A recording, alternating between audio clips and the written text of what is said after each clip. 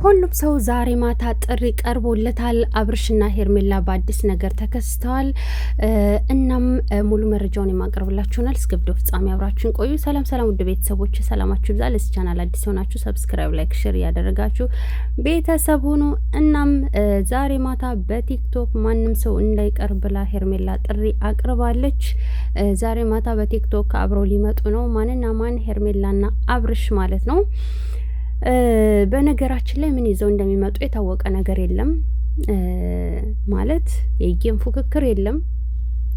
ዝም ብሎ መተው ቁጭ ሊሉ መሰለኝ ይመስለኛል። እንግዲህ በቲክታክ ኑ ቶሎና ወይንም ጊፍት ሰጣችኋለሁ ያላቸው ሰው ሊኖር ካልሆነ በስተቀር መተው ምን ሊጫወቱ ምን ሊያወሩ ግራ ገባኝ። ምን ሊያወሩ ምን እንትን ሊሉ የእስሩ ጉዳይ ውሃ በላው። እናም ለማንኛውም ዞሮ ዞሮ ጥሪ ቀርቧል። ነገር ግን ደግሞ ምንድነው ማለቴ ምን ሊያወሩ ነው? አሁን ምን ሊያወሩ ነው? ግራ ገባኝ።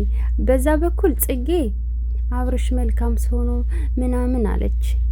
መልካም ሰው ከሆነ አብርሽ በሚስቱ ለምንድን ነው የሚሸቅለው? ማለት የማንም መነገጃ ያደርጋትም ነበር። ኢቭን ልጁን ራሱ መነገጃ ያደርገውም ነበረ። ኢንተርቪው ተደርጋ ሰምታችኋት ከሆነ ጽጌ ስትናገር ነበረ ማለት ነው። እና ለማንኛውም ይመቻችሁ። እስኪ እኛማ ጉድ እናያለን። እስኪ መጥተው ምን ሊያወሩ ነው? ምንስ እንትን ሊሉ ነው? የምር እናንተ እስኪ ኮመንት ላይ ጻፉልኝ። የምር ማለት ምንድን ነው የሚያወሩት? ጊፍት ሰጣችኋለሁ ኑ ቶሎ፣ እኛማ መታችሁ በዛ ጊፍት ሰተናችሁ ከዛ የምናቃጥለው ሰው ይኖራል የሚል አስተሳሰብ ኖሮ እንደዛ ተብሎ ይመስለኛል ሳስቡ ማለት ነው። ስጧቸው፣ እኛ ምን አገባን? ስጧቸው፣ የምር ስጧቸው። እንደው ባለፈው ለታራሱ 10 አንበሳ ተብሎ ሳይወርድላት ስለቀረ እንደውም ዛሬ እስኪ አንበሳ ተወርዱ እንደሆነ እናያለን ማለት ነው። እናያለን።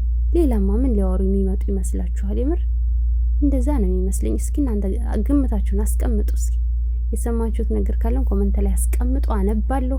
በተረፈ ወዳችኋለሁ። ላይክ ሰብ አድርጉ። በቀጣይ ቪዲዮ እንገናኝ። ሰላም ቆዩልኝ። ማታ ግን ያው ቲክታክ ላይ 3 ሰዓት ማንም እንዳይቀር ብላ ጥሪ ያቅርባለች ሄርሜላ። እንግዲህ ምን እንድናይ እንደተፈለገ አላቅም። እናያለን። እስኪ ምን እንደሚወራ ምን አንበሳ የሚወርድ እንደሆነ እናያለን። ለማንኛውም